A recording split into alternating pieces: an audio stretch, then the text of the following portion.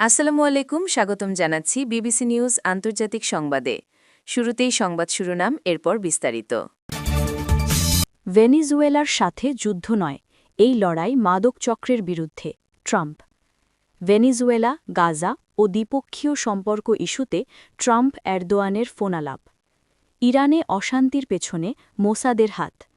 Hypersonic ক্ষেপণাস্ত্র পরীক্ষা চালিয়েছে উত্তর কোরিয়া। দর্শক, এতক্ষণ শুনছিলেন সংবাদ শিরোনাম। এখন বিস্তারিত। আপনি যদি ইসরায়েলের ধ্বংস চান এবং মুসলিমদের পাশে থাকেন, তাহলে ভিডিওতে লাইক করে চ্যানেলটি অবশ্যই সাবস্ক্রাইব করে দিবেন এবং আপনার মূল্যবান মতামত অবশ্যই কমেন্টে লিখে জানিয়ে দিবেন। এখন বিস্তারিত। ভেনিজুয়েলার সাথে যুদ্ধ নয়, এই লড়াই মাদক চক্রের বিরুদ্ধে, ট্রাম্প। মার্কিন প্রেসিডেন্ট ডোনাল্ড ট্রাম্প বলেছেন, যুক্তরাষ্ট্র ভেনিজুয়েলার সাথে যুদ্ধ করছে না, এই লড়াই মাদক চক্রের বিরুদ্ধে। এনবিসি নিউজকে দেয়া এক সাক্ষাৎকারে তিনি এসব কথা বলেন। বার্তা সংস্থা তাস জানায়, ট্রাম্প বলেছেন, না, আমরা যুদ্ধ করছি না, আমরা যুদ্ধ করছি তাদের সাথে যারা মাদক বিক্রি করে, আমরা যুদ্ধ করছি তাদের বিরুদ্ধে যারা তাদের কারাগার ও মানসিক স্বাস্থ্য প্রতিষ্ঠান খালি করে মাদকাসক্ত ও মানসিক রোগীদের আমাদের দেশে পাঠায়। ট্রাম্প জোর দিয়ে বলেন, হোয়াইট হাউস বিশ্বাস করে আগামী ৩০ দিনের মধ্যে ভেনিজুয়েলায় নতুন নির্বাচন হবে না। ভেনিজুয়েলায় ১ মাসের মধ্যে নির্বাচন হওয়ার সম্ভাবনা নিয়ে এক প্রশ্নের জবাবে মার্কিন প্রেসিডেন্ট বলেন, আমাদের আগে দেশটিকে ঠিক করতে হবে। আপনি নির্বাচন করতে পারবেন না, জনগণ ভোটও দিতে পারবে না, এতে সময় লাগবে। আমাদের দেশটিকে সুস্থ করে তুলতে হবে। এই সময় ট্রাম্প ভেনিজুয়েলা সংক্রান্ত বিষয়গুলো দেখভালের জন্য যুক্তরাষ্ট্রের কয়েকজন কর্মকর্তার নাম উল্লেখ করেন।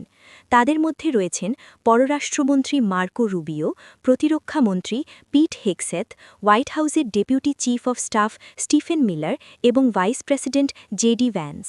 ট্রাম্প বলেন, ভিন্ন ভিন্ন বিষয়ে তাদের সবারই দক্ষতা আছে। ভেনিজুয়েলা, গাজা ও দ্বিপাক্ষীয় সম্পর্ক ইস্যুতে ট্রাম্প এরদোয়ানের ফোনালাপ। তুরস্কের প্রেসিডেন্ট রজব তাইয়েব এরদোয়ান যুক্তরাষ্ট্রের প্রেসিডেন্ট ডোনাল্ড ট্রাম্পের সাথে ভেনিজুয়েলা, গাজা এবং বাণিজ্য ও প্রতিরক্ষা সংক্রান্ত বিষয় নিয়ে ফোনে আলোচনা করেছেন। তুরস্কের প্রেসিডেন্টের কার্যালয় এই ফোনালাপের পর এক বিবৃতিতে জানিয়েছে, তুরস্ক ও যুক্তরাষ্ট্রের মধ্যে রাজনৈতিক ক্ষেত্রে দ্বিপাক্ষীয় সম্পর্ক, প্রতিরক্ষা সহযোগিতা, দুদেশের মধ্যে বাণিজ্যের লক্ষ্যমাত্রা অর্জনে প্রয়োজনীয় পদক্ষেপ এবং গাজা ও ভেনেজুয়েলার পরিস্থিতিসহ আঞ্চলিক ও বৈশ্বিক বিষয়াদি নিয়ে আলোচনা করেছেন দুই নেতা। এরদোয়ান মন্ত্রিসভার বৈঠক শেষে বলেন, ভেনেজুয়েলার এই পরিস্থিতিতে সংবেদনশীল বিষয়গুলোতে তুরস্কের অবস্থান যুক্তরাষ্ট্রকে জানানো হয়েছে। ইরানে অশান্তির পেছনে মোসাদের হাত। ইরানের রাজধানী তেহরানে দাঙ্গাকারীদের ভিড়ে লুকিয়ে থাকা ইসরায়েলি গুপ্তচর সংস্থা মোসাদের এক এজেন্টকে চিহ্নিত করে গ্রেফতার করেছে নিরাপত্তা বাহিনী। আজ সোমবার এক বিবৃতিতে পুলিশ জানিয়েছে, এই এজেন্টটি দাঙ্গাকারীদের মধ্যে গোপনে কাজ করছিল। গত কয়েকদিন ধরে সে দাঙ্গাবাজ নেতাদের সাথে সমন্বয়ের কাজ করে আসছিল। পুলিশের পক্ষ থেকে প্রকাশিত ভিডিও ফুটেজে দেখা যায়, আটক ব্যক্তি তার স্বীকারোক্তিতে মোসাদের সাথে যুক্ত নেটওয়ার্কের নিয়োগ, প্রশিক্ষণ ও যোগাযোগ ব্যবস্থার বিস্তারিত তথ্য তুলে ধরেছে। সে জানায়, সামাজিক যোগাযোগ মাধ্যমের মাধ্যমে তাকে নিয়োগ দেয়া হয়।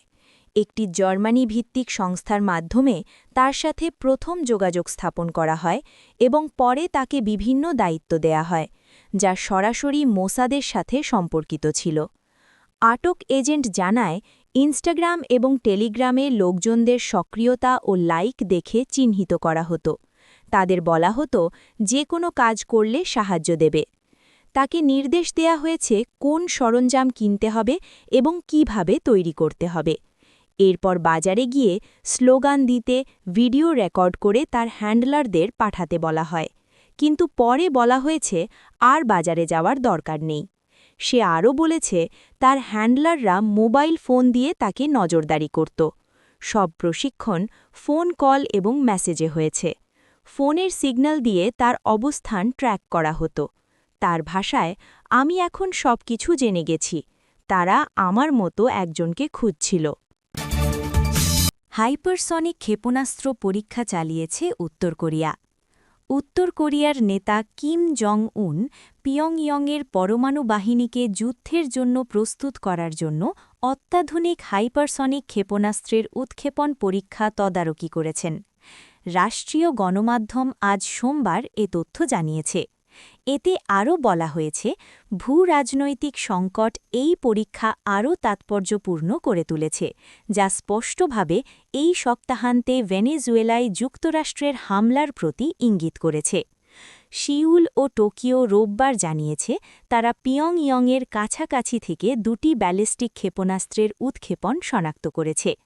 দক্ষিণ কোরিয়ার নেতা লি জে মিয়ং একটি শীর্ষ সম্মেলনের জন্য বেইজিং যাওয়ার কয়েক ঘণ্টা আগে দেশটির চলতি বছরের এটি প্রথম পরীক্ষা। লি বলেছেন যে তিনি আশা করেন তার সফরটি চীনকে উত্তর কোরিয়ার উপর প্রভাব বিস্তার করার জন্য ব্যবহার করতে সক্ষম হবে, যাতে করে সিউলের পিয়ংইয়ংয়ের সাথে সম্পর্ক উন্নত হয়। সোমবার Korean central news agency KCNA কিমের উদ্ধৃতি দিয়ে বলেছে, সাম্প্রতিক এই ক্ষেপণাস্ত্র পরীক্ষাটি উত্তর কোরিয়ার পরমাণু বাহিনী কিভাবে যুদ্ধের জন্য প্রস্তুত তা দেখিয়েছে, যা সাম্প্রতিক ভূ-রাজনৈতিক সংকট ও আন্তর্জাতিক পরিস্থিতির কারণে প্রয়োজনীয় ছিল। KCNA কিম জং উনের উদ্ধৃতি দিয়ে জানিয়েছে, তিনি বলেছেন, আমাদের পরমাণু বাহিনীকে একটি বাস্তব ভিত্তিক পর্যায়ে নিয়ে যাওয়া এবং প্রকৃত যুদ্ধের জন্য প্রস্তুত করার ক্ষেত্রে সম্প্রতি গুরুত্বপূর্ণ সাফল্য অর্জিত হয়েছে।